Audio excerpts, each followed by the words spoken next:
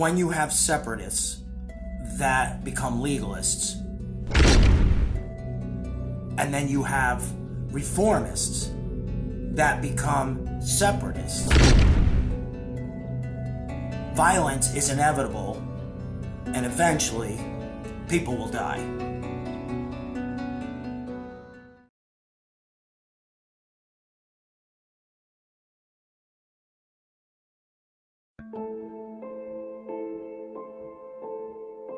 Violence escalates. Each side swore in enforcers to protect their interest in exporting goods. There were minor scuffles, a few shoving matches, and eventually fisticuffs. In a more significant incident in February 1653, a Calvinist militant named Isaiah Reitman stopped a reformist woman, Mary Beckett, and her 2 young sons on her way back from the market. He shoved her and took a basket of fruit and vegetables from her arm. Her eldest son, 8-year-old Gabriel Beckett, attacked Reitman and bit him on the leg. The bite drew blood. Enraged by the young boy's actions, Reitman struck the boy, dislocating his jaw and rendering him unconscious. Within the half hour, Gabriel's father, Taryn Beckett, organized a 7-man posse of reformist enforcers and rode to Reitman's house. Reitman waited with 3 Calvinist thugs and his 2 grown sons. The 2 sides fought until one of Reitman's sons, Robert, was unconscious. While on the ground, Calvinist witnesses blamed Taryn Beckett for kicking Robert in the head, leaving him with a fractured skull and permanent partial paralysis. Isaiah Reitman, by today's standards, would be considered a bully. He was very violent, very quick-tempered. He was prone to be argumentative, and he was the perfect choice for the Calvinists and the Puritans to enforce and impose their will on the reformists.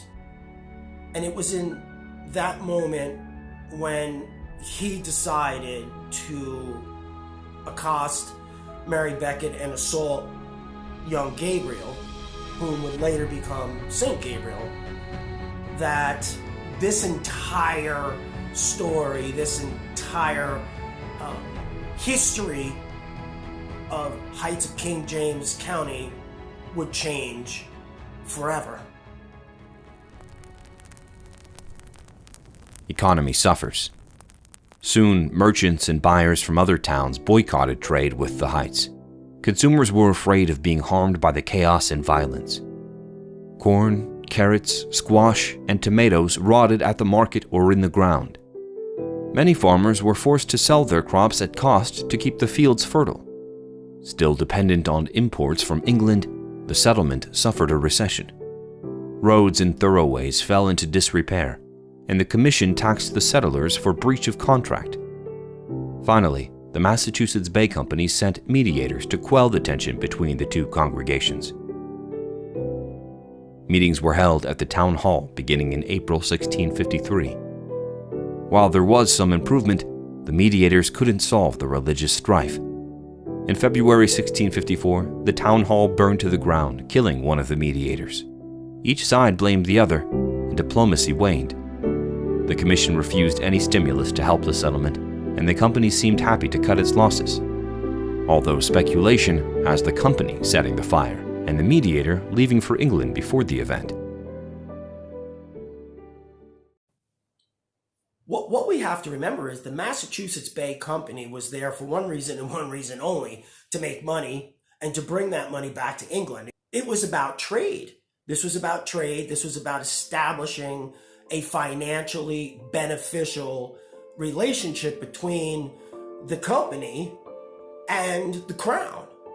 So anything that was going to interfere with that was going to have to be dealt with, and dealt with immediately, regardless of who was right or who was wrong. So of course, they're going to side with the powers that be, which puts Reverend Parson and the Reformist Church in a great bind. At this point, the crown wanted as little involvement in the drama of what was happening in the Heights as they could. They trusted the county commission, the magistrates, they trusted the council to get the settlement back on track, settle the feud, and get back to the business of making money. And this area of the Heights was very fertile. The farms flourished, cattle flourished. It was excellent for raising crops. Yes, the winters were hard, but throughout the rest of the year, it was good ground. It made it a very important port in the trade routes that were being established through the New England areas. So when the economy suffered because of the infighting, something had to change. And of course, the decision was made to bring in inquisitors because unfortunately, a witches' coven had set up shop in the fledgling town, and with the mindset of King James, and then the works of Joseph Glanville, it was going to end in a disaster.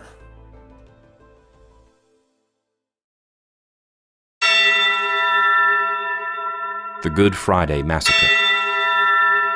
In late April 1654, the feud reached its boiling point.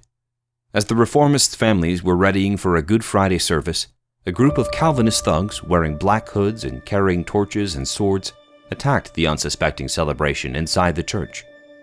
They stabbed 2 reformist deacons, names unknown, killed an elderly blacksmith, name unknown, and killed 3 cows belonging to Reverend Parson. They also torched the home of Abigail Beckett McShane, Taryn Beckett's sister, killing her husband, Calin, and her 12-year-old son, Tavish.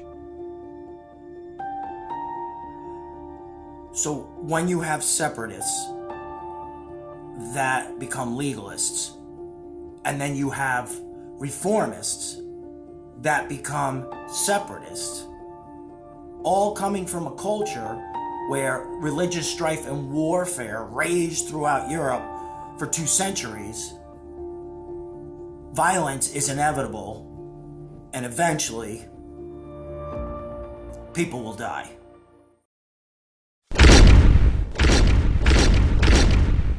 Black Easter Monday. The reformists retaliated for the Good Friday Massacre. They attacked the homes of 3 Calvinist leaders, Thomas Adderley, Reginald Goodwin, and Abraham Longwood Higgins. Adderley was shot and killed during the raid, and they hanged Longwood Higgins from a tree overlooking Mill Pond. They razed Goodwin's house, killing all of his livestock and horses. Before letting his wife and son leave, they shot Goodwin in the head, making them watch. Isaiah Reitman, the primary Calvinist enforcer, was attacked on the road to his home and was severely injured. The county could no longer ignore the violence, so the commission ordered a small militia to belet the town and restore order. An uneasy peace settled in. Newly appointed governor, Lord James Falmouth III, an Anglican, called for forgiveness, reconciliation, and cessation of all hostilities. However, he would turn a blind eye to what happened next. The Master of Thugs. There was much speculation about who organized and executed the Black Easter Monday attacks and subsequent violence. The Anglicans accused Taryn Beckett of murdering Reginald Goodwin and tying the noose for Higgins. However, Beckett had reason to act.